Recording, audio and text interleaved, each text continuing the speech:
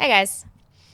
Earlier this week, I decided to admit to myself that I only make one video a week in addition to my Sunday podcast and just choose a day, just decide a day. So I decided I'm going to start releasing these on Fridays, starting this coming Friday. But I've also noticed in the last few months that some of my old favorites on YouTube have been talking about getting burned out and losing steam on their channels. I don't think it's from working too much, at least it's not in my case because I haven't been producing a lot of content.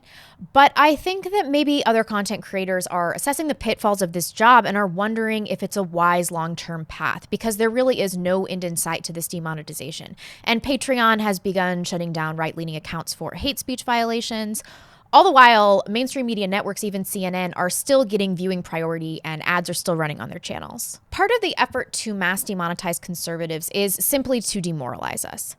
If you're doing political commentary and are conservative, there is a baseline level of bad press that's virtually inevitable. And to make it worth it, because it will burden your life and your family's lives, it has to be offset with either monetary compensation or additional personal satisfaction for doing what you believe, or ideally both. In addition to the Harper's hit piece that's coming out this week about right-wing women, which I have been included in despite my multiple protests, I was also contacted by Vice last week with an interview request for a docuseries about conservative politics in 2017. I heard that Ramsey Paul and a few others were also contacted, so of course I can expect with complete certainty that this is going to be a scathing hit piece about how we're horrible people, how we're proactive racists that must be stopped. Media outlets, even though Harper's is pretty insignificant, Vice is pretty big though, they don't seem to be targeting huge channels anymore. They want to come after small to mid-sized channels that they think might see some growth in the future as nationalism continues to sweep the Western world, and it's greatly propelled, perhaps predominantly propelled, by just ordinary journalism. But once a channel's audience reaches the level of PewDiePie, as we've seen with the Wall Street Journal, it is just too damaging and costly for even large media organizations to target them,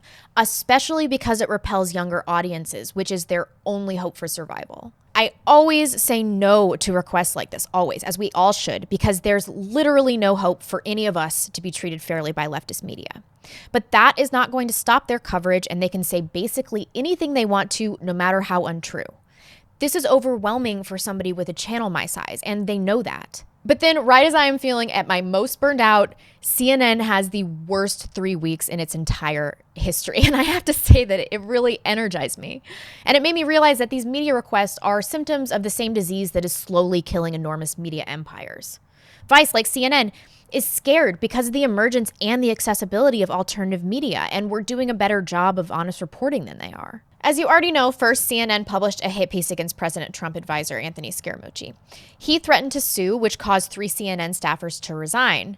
And just a few days later, Project Veritas released very damning footage where it is admitted that the Russian narrative is baseless and contrived just to boost ratings.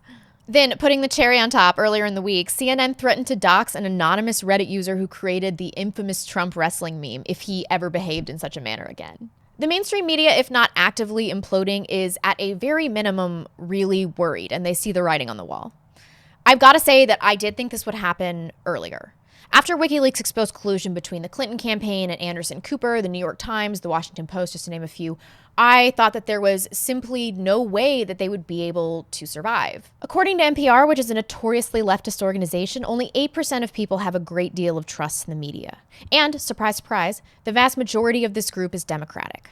Republicans and independents are responsible for just a fraction of the respondents that said that they have a good amount or a great deal of trust in the media. What I had stupidly overlooked during the WikiLeaks process that would preclude the imminent implosion of the mainstream media is that there is a rich and immovable Democratic elite that will have complete and absolute trust in the media no matter their conduct, because they have a financial motive to do so.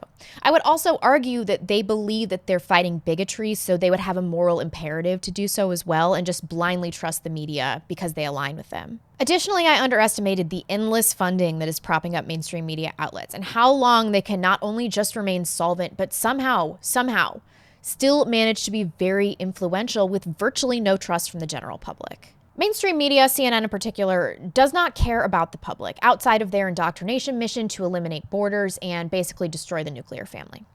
Cable TV channels like CNN get almost all their revenues from 2 sources: advertising and fees paid by cable distributors. Unfortunately, boycotts, including targeting advertisers, is not as effective as you think it would be.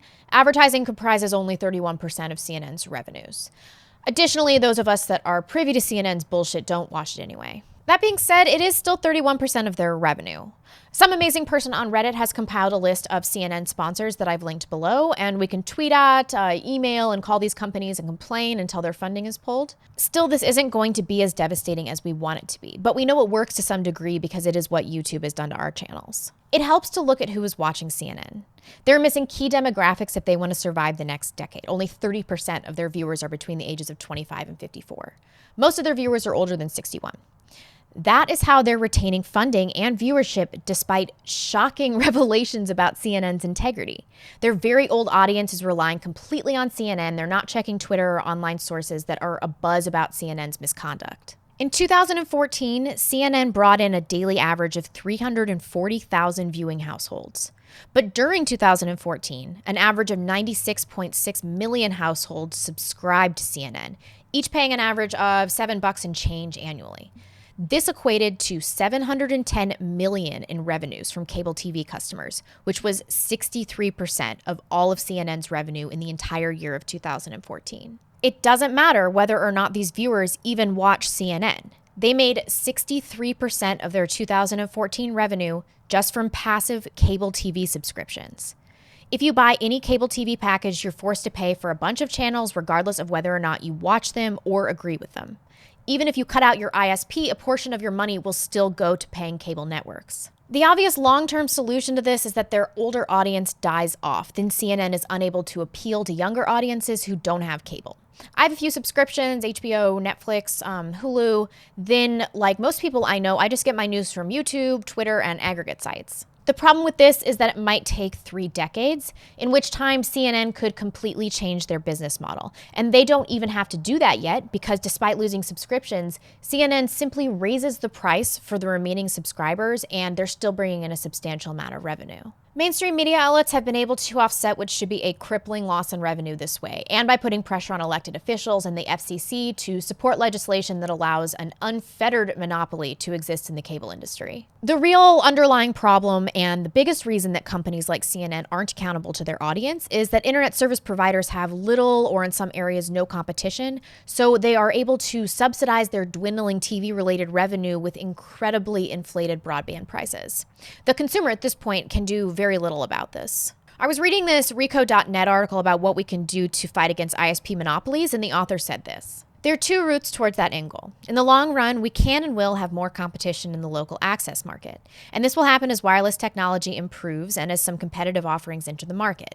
This will likely take decades to play itself out, though. In the meantime, we need regulation that limits how my local monopoly, or maybe duopoly, can use its market power to extract economics from customers and distort access to the internet.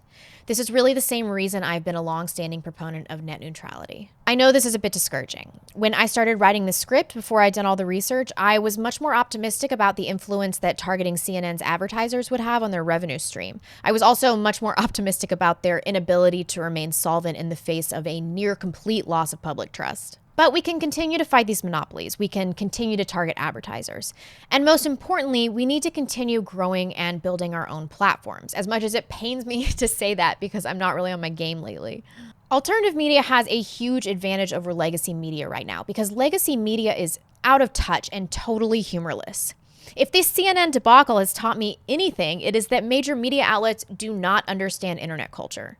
CNN really thought that by threatening to dox this anon, they were going to curtail the behavior of the entire internet. They thought the fear would spread like wildfire. They clearly do not understand that the person that made the meme is irrelevant. The whole point of a meme is for it to reach millions and to imprint a quick and quirky, funny little impression on someone that retains real insight into current political and cultural issues. It is an effort to all of us that viewed it, shared it, changed it a little, and sent it on its way. It doesn't matter who made it.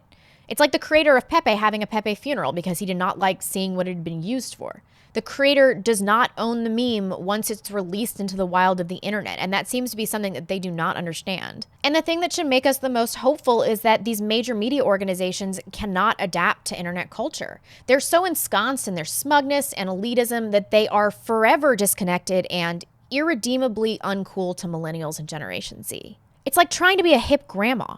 CNN tried to combat this perception by bringing on Casey Neistat for a digital show, this man who has a face like a foot and shilled for Hillary all year long. It is going to be a hilarious failure because this guy totally sucks, but it does show us that they will try to adapt and disrupt alternative media. I know it sounds really hypocritical talking about how I'm burned out while touting the importance of our continued efforts, but I really feel like complacency right now might destroy everything we've worked for if we continue to allow a biased, totally rogue media to compromise our safety and values. I just watched Lauren Southern's Stefan Molyneux interview about her experiences at the G20. The German government was limiting the amount of data that people could use in their coverage of the riots and events on their cell phones. Well-known journalists were reporting on her location to Antifa Twitter account so that she could be monitored or attacked. This fight is nowhere near over. In our own country, enormous media outlets like CNN fund outright conspiracies such as Russian collusion with the intent to escalate already nearly boiling over conditions of civil unrest. And when they're caught red-handed, like we saw with Project Veritas, nothing changes and nobody seems to care. I know that so much needs to change. We will have to have an uber magnitude market disruption like we've seen in the taxi industry, in the cable sector, in order for viewers to even be able to vote with their wallets. Until then, CNN, like they did with WikiLeaks, will simply ignore this until the last ember of public interest is extinguished, and then they can continue their normal garbage reporting. And we will continue memeing them to death, doing a better job at their jobs, and disrupting their advertising revenue. Thanks, folks, and I'll see you on Friday. Bye.